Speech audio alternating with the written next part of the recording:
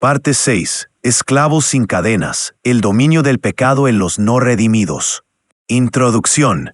No enfermos, muertos. Y Él os dio vida a vosotros, cuando estabais muertos en vuestros delitos y pecados. Efesios 2:1. Todo el mundo yace bajo el poder del maligno. 1. Juan 5:19. El hombre natural no es libre, no es neutral, no está moralmente indeciso. No está ligeramente herido por el pecado. El hombre natural es esclavo, esclavo del pecado, muerto en delitos, ciego a la verdad y bajo juicio. Esto no es popular, ofende el orgullo humano, destruye la falsa esperanza, pero es doctrina de Dios, y negarla es negar la cruz misma. Cristo no vino a hacer hombres malos un poco mejores, vino a dar vida a los muertos. Debes entender esta verdad. Fuera de Cristo no hay vida espiritual, ninguna. 1. El no creyente está muerto en pecado, y Él os dio vida a vosotros, cuando estabais muertos en vuestros delitos y pecados. Efesios 2:1. El ocuparse de la carne es muerte. Romanos 8:20. La Escritura no usa lenguaje suave. La condición de toda persona sin el Espíritu Santo es muerte. No muriendo, muerto. Los muertos no buscan a Dios. Los muertos no obedecen a Dios. Los muertos no responden a la verdad. La muerte espiritual significa separación total de la vida de Dios. El cuerpo puede estar vivo, pero el alma está cortada. Por eso la salvación no es una decisión, es una resurrección. 2. El no creyente es esclavo del pecado. Todo aquel que hace pecado, esclavo es del pecado. Juan 8:34. Éramos esclavos de diversas pasiones y deleites. Tito 3:3. La libertad es la gran ilusión del alma inconversa. La gente dice, soy libre para hacer lo que quiera. Pero no pueden dejar de pecar. No pueden andar en justicia. No pueden vivir en pureza. Eso no es libertad. Eso es esclavitud decorada. El pecado es un amo cruel. Promete placer y entrega prisión. El no creyente puede no sentir las cadenas, pero ahí están. 3. El no creyente está ciego a la verdad. El Dios de este siglo cegó el entendimiento de los incrédulos. 2 Corintios 4:4. El hombre natural no percibe las cosas que son del Espíritu de Dios. Le son locura. 1 Corintios 2:14. Los no convertidos no carecen de información, carecen de iluminación. Pueden escuchar la Escritura y encogerse de hombros. Pueden ver milagros y explicarlos con lógica. Pueden sentarse bajo predicación y salir sin convicción. ¿Por qué? Porque su corazón está velado, sus ojos ciegos, su mente entenebrecida. Por eso la evangelización no es persuasión, es intercesión. Solo el Espíritu de Dios puede abrir los ojos del corazón. 4. El no creyente es hostil a Dios. Los designios de la carne son enemistad contra Dios. Romanos 8:7. Estabais alejados y erais enemigos en vuestra mente haciendo malas obras. Colosenses 1:21. Esta es la doctrina más ofensiva para el orgullo humano. El pecador odia a Dios, no a los dioses falsos. No a los ídolos cómodos, sino al único y verdadero Dios santo y soberano. Odia su gobierno, resiente su santidad, evita su palabra, y a menos que la gracia lo transforme, lo resistirá hasta el final. Esto no es pesimismo, es escritura. Paul Washer lo expresó así: si Dios entrara en la habitación en toda su santidad, la mayoría gritaría y huiría, porque la santidad expone la rebelión. 5. El no creyente está bajo ira. El que no obedece al Hijo no verá la vida, sino que la ira de Dios está sobre él. Juan 3:36. Éramos por naturaleza hijos de ira. Efesios 2:3. La ira de Dios no es solo una realidad futura, es una condición presente. La ira de Dios no es rabia emocional, es justicia divina, es su respuesta santa a nuestra rebelión impía. Cada respiro del pecador es misericordia prestada sobre el crédito de la paciencia de Dios. No te engañes con una vida tranquila. El juicio es seguro. Puede que no llegue ahora con truenos, pero llegará. Horrenda cosa es caer en manos del Dios vivo. Hebreos 10:31. 6. El no creyente anda bajo la influencia del enemigo. Uno siguiendo la corriente de este mundo, conforme al príncipe de la potestad del aire, el espíritu que ahora opera en los hijos de desobediencia. Efesios 2:2. Vosotros sois de vuestro padre el diablo. Juan 8:44. Los perdidos no son espiritualmente independientes. Están alineados con el enemigo. Sus pensamientos, valores y prioridades reflejan la rebelión de la serpiente. Esto no significa posesión demoníaca, sino alineación espiritual. Son parte de un sistema mundano que resiste a Dios, suprime la verdad y glorifica al hombre. Jesús lo dijo claramente: si Dios no es tu padre, el diablo lo es. Esto no es una táctica de miedo, es una realidad bíblica. 7. El no creyente no puede agradar a Dios. Los que viven según la carne no pueden agradar a Dios. Romanos 8:8. Sin fe es imposible agradar a Dios. Hebreos 11:6. No importa cuán moral parezca una persona, no importa cuán generosa, educada o respetuosa sea, sin fe en Cristo no puede agradar a Dios. El perdido no puede adorar correctamente, obedecer correctamente, amar correctamente, sacrificarse correctamente. ¿Por qué? Porque la raíz está muerta.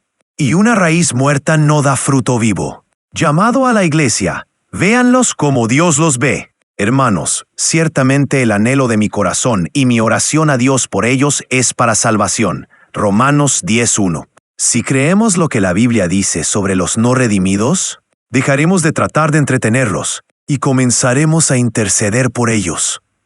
El mundo no necesita mejora moral, no necesita terapia disfrazada de teología, necesita el Evangelio, necesita el nuevo nacimiento. Necesita el poder del Espíritu para resucitar a los muertos. Debemos dejar de asumir que la gente es básicamente buena. No lo es. Debemos dejar de predicarle a la carne. No puede responder. Debemos predicar a los muertos, confiando en que solo Dios puede darles vida. Parte 7. La batalla interna. El pecado en la vida del creyente. Introducción. Salvo, pero aún en guerra. Porque no hago el bien que quiero, sino el mal que no quiero. Eso hago. Miserable de mí. ¿Quién me librará de este cuerpo de muerte? Romanos 7:19-24. La conversión no es el fin de tu lucha contra el pecado. Es el comienzo de tu primera batalla real. Antes de Cristo estabas muerto. Flotabas corriente abajo con el flujo del pecado. Pero el momento en que Dios te resucitó, diste la vuelta y comenzaste a nadar contra la corriente. El creyente no es perfecto, pero ya no es esclavo del pecado. No camina en derrota, pero aún lucha con debilidad. Y la batalla es intensa. Eres salvo por gracia, pero santificado a través de la guerra. 1. El creyente ha sido liberado del dominio del pecado. El pecado no se enseñoreará de vosotros, pues no estáis bajo la ley, sino bajo la gracia. Romanos 6:14. Fuisteis esclavos del pecado, pero gracias a Dios que fuisteis hechos obedientes de corazón. Romanos 6:17. Deja que esta verdad te ancle. El pecado ya no es tu amo. Antes de Cristo, no podías resistirlo. Ahora, por el Espíritu, puedes decir no. No estás luchando por la victoria. Estás luchando desde la victoria. ¿Aún pecas? Sí, pero el pecado ahora es un invasor, no un dueño de casa. Eres hijo, no esclavo. Has sido liberado para obedecer, no condenado a desobedecer. Esto no es arrogancia. Es realidad del Evangelio.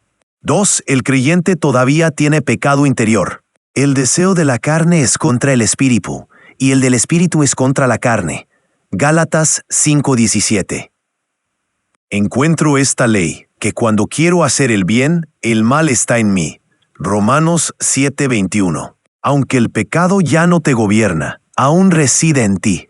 Hay una guerra interna entre el nuevo corazón que Dios te ha dado y los restos de la vieja carne.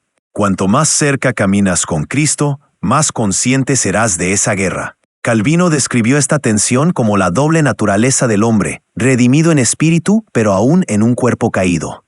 La santificación es la muerte diaria de lo que Dios ya condenó en la cruz. 3. El creyente tiene una nueva naturaleza. De modo que si alguno está en Cristo, nueva criatura es. 2 de Corintios 5:17.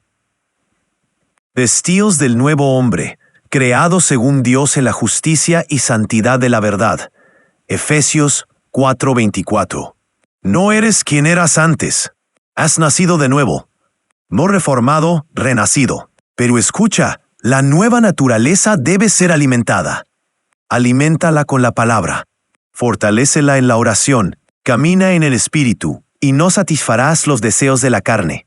Gálatas 5:16. El nuevo hombre florece en obediencia, crece en rendición y pelea cada día contra la vieja naturaleza. 4. El creyente está llamado a hacer morir el pecado. Haced morir, pues, lo terrenal en vosotros. Colosenses 3:5. Si por el Espíritu hacéis morir las obras de la carne, viviréis. Romanos 8:13. Dios no te pide que gestiones el pecado. Te manda que lo mueras. No suavemente, no gradualmente, con dureza, con urgencia, con determinación.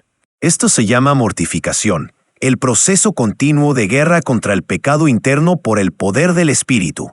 John Owen dijo, «Dad muerte al pecado, o el pecado os dará muerte». No se llega a la santidad flotando.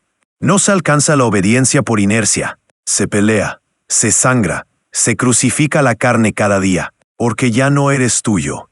5. El creyente es disciplinado por Dios. Porque el Señor al que ama disciplina. Hebreos 12:6. Si estáis sin disciplina, sois bastardos y no hijos. Hebreos 12:8. El pecado tiene consecuencias, aún para el salvo. Dios es Padre.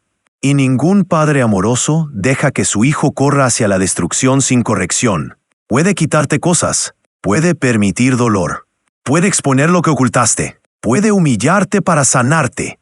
Su disciplina nunca es castigo, es purificación. Si estás en pecado no arrepentido y no sientes convicción, eso no es misericordia, es advertencia.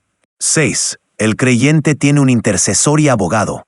Si alguno hubiere pecado, abogado tenemos para con el Padre, a Jesucristo el justo. 1 de Juan 2:1. Él vive siempre para interceder por ellos. Hebreos 7:25. Vas a caer, pero no estás solo. Cristo intercede por ti. El mismo que llevó tu pecado ahora te defiende ante el trono. Cuando el enemigo te acusa, Cristo responde con su sangre. Cuando tu corazón te condena, Cristo te recuerda su gracia. Cuando la vergüenza susurra, estás acabado, Cristo declara, consumado es. La cruz no solo pagó tu deuda, compró tu seguridad. Y Jesús nunca perderá a una de sus ovejas. 7. El creyente tiene poder para vivir en victoria. Su divino poder nos ha concedido todas las cosas que pertenecen a la vida y a la piedad. 2 de Pedro 1:3. Digo pues, andad en el Espíritu y no satisfagáis los deseos de la carne. Gálatas 5:16. No tienes que vivir en ciclos de derrota. No tienes que aceptar el compromiso como tu techo. No tienes que excusar lo que Cristo vino a conquistar. El Espíritu de Dios vive en ti. El mismo poder que resucitó a Jesús está en ti. La palabra de Dios está en tu mano. No estás indefenso. No estás débil. No estás derrotado. La victoria no es una fantasía. Es la herencia legítima de todo hijo de Dios que camina en rendición. Alineación final. Tu vida debe coincidir con tu Señor. El que dice que permanece en Él, debe andar como Él anduvo. 1 de Juan 2:6. Este no es el momento de aparentar. Este es el momento de pelear. El pecado sigue al acecho. Tu carne sigue peleando contra tu espíritu. El mundo sigue tirando de tu lealtad. Pero Cristo es mayor. No uses la gracia como excusa para pecar. Usa la gracia como la fuerza para vencer. Fuiste comprado con precio. Fuiste resucitado a nueva vida. Fuiste lleno con poder de lo alto. Ahora vive como tal. No te conformes con sobrevivir espiritualmente cuando Cristo te llamó a vivir en victoria. El pecado es real. La batalla es diaria. Pero la victoria es segura, porque aquel que comenzó la obra la terminará. Parte 8. La cruz y la maldición, la victoria de Cristo sobre el pecado. Introducción. La respuesta del cielo al problema del infierno. Mas Dios muestra su amor para con nosotros, en que siendo aún pecadores, Cristo murió por nosotros. Romanos 5:8. Al que no conoció pecado, por nosotros lo hizo pecado. Segunda de Corintios 5:21. Toda la historia gira en torno a una colina, una cruz, un sacrificio. Todo lo que el pecado rompió, Cristo vino a restaurar. Todo lo que Adán arruinó, Cristo vino a redimir. El peso del pecado fue cósmico. La maldición del pecado fue total. Y sin embargo, en un madero entre dos criminales, el Hijo de Dios hizo lo impensable. Soportó toda la ira de Dios, satisfizo la justicia divina, rompió el poder del pecado y abrió el camino de regreso al Padre. La martirología no termina en desesperación, termina en adoración. Porque donde abundó el pecado, sobreabundó la gracia. Esto no es solo información, es el fundamento de tu salvación, tu adoración, tu santidad y tu gozo. 1. Cristo tomó nuestro lugar como sustituto sin pecado, porque también Cristo padeció una sola vez por los pecados, el justo por los injustos, para llevarnos a Dios. Primera de Pedro 3:18. He aquí el Cordero de Dios, que quita el pecado del mundo. Juan 1:29. Él no solo murió por nosotros, no como mártir, no como ejemplo moral, sino como sustituto en nuestro lugar por nuestra culpa bajo nuestro juicio. Tú mentiste, Él guardó silencio ante sus acusadores. Tú codiciaste, Él fue desnudado y avergonzado. Tú te rebelaste, Él obedeció hasta la muerte. Tú merecías ira, Él bebió la copa hasta el fondo. Cristo no murió para que seas salvable, murió para salvarte. Lutero llamó a esto el gran intercambio, nuestro pecado por su justicia. 2. Cristo absorbió toda la ira de Dios. Él es la propiciación por nuestros pecados.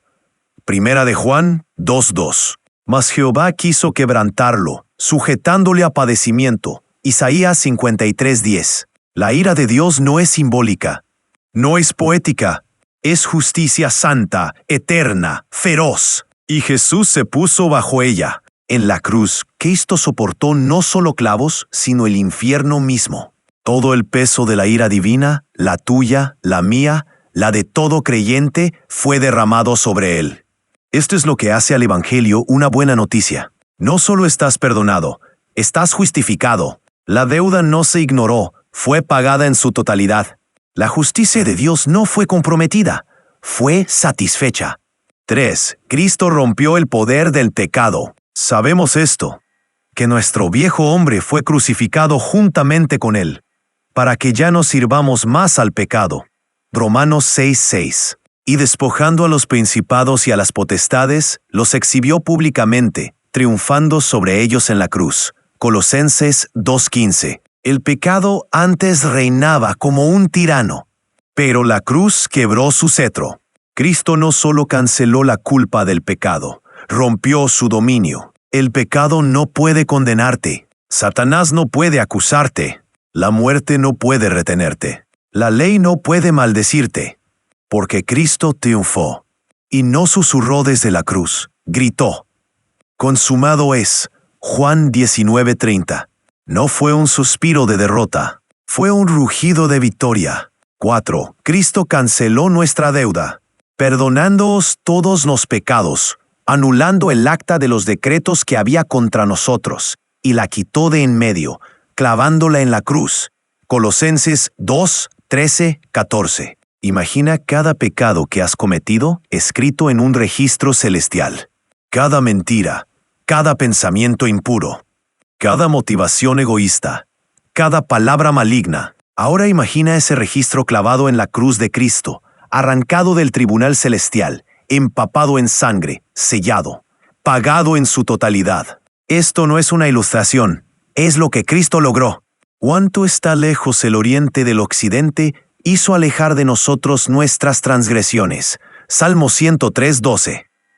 No más culpa, no más vergüenza, no más deuda, solo misericordia. 5. Cristo removió la maldición de la ley. Cristo nos redimió de la maldición de la ley, hecho por nosotros maldición. Gálatas 3:13. La ley es buena, santa, justa, pero nos condenaba. Exponía cada falla y exigía obediencia perfecta. Jamás podríamos cumplirla, pero Cristo sí la cumplió, y luego tomó el castigo de los que no podían. Soportó la maldición para que recibiéramos la bendición. Cumplió la ley para que camináramos en libertad. Ahora, en lugar de condenación, escuchamos punto 0. Ahora pues, ninguna condenación hay para los que están en Cristo Jesús. Romanos 8:1. 6. Cristo resucitó para asegurar la victoria. Si Cristo no resucitó, vuestra fe es vana. Aún estáis en vuestros pecados. 1 Corintios 15:17. La muerte es absorbida en victoria. 1 Corintios 15:54. La resurrección no fue simbólica, fue guerra espiritual e histórica. Cristo no escapó de la muerte, la derrotó. La tumba vacía es el recibo de nuestra redención. La prueba de que el sacrificio fue aceptado. La garantía de que todos los unidos a Cristo resucitarán con Él. Ninguna otra religión ofrece esto. Ningún otro Salvador vive. Jesús está vivo. Y porque Él vive, el pecado no es tu amo. El infierno no es tu destino. Satanás no es tu Señor. 7. Cristo da nueva vida a través del Espíritu.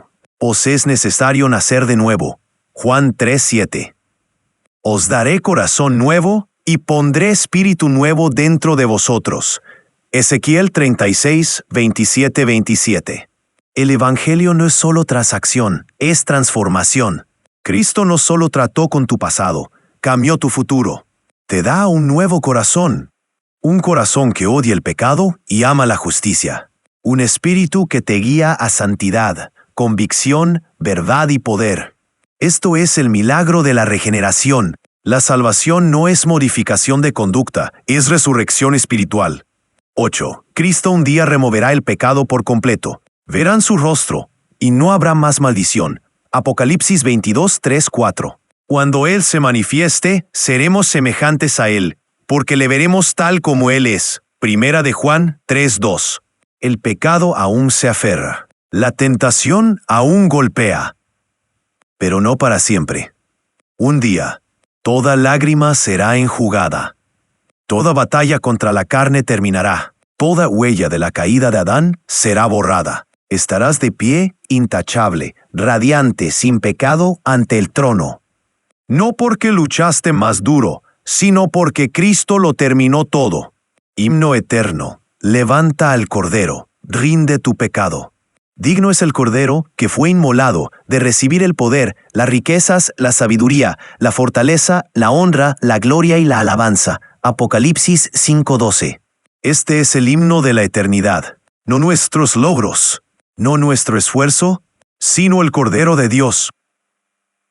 El que llevó el pecado, el que rompió la maldición, el que rasgó el velo, el que vive para siempre. Deja de inclinarte ante el pecado. Deja de entretener lo que Cristo fue crucificado para destruir. Deja de vivir como si la cruz no fuera suficiente. Cristo es suficiente. Tu pecado es real, pero tu Salvador es mayor. Mas gracias sean dadas a Dios, que nos da la victoria por medio de nuestro Señor Jesucristo. 1 Corintios 15:57. A Él sea la gloria, por los siglos de los siglos. Amén.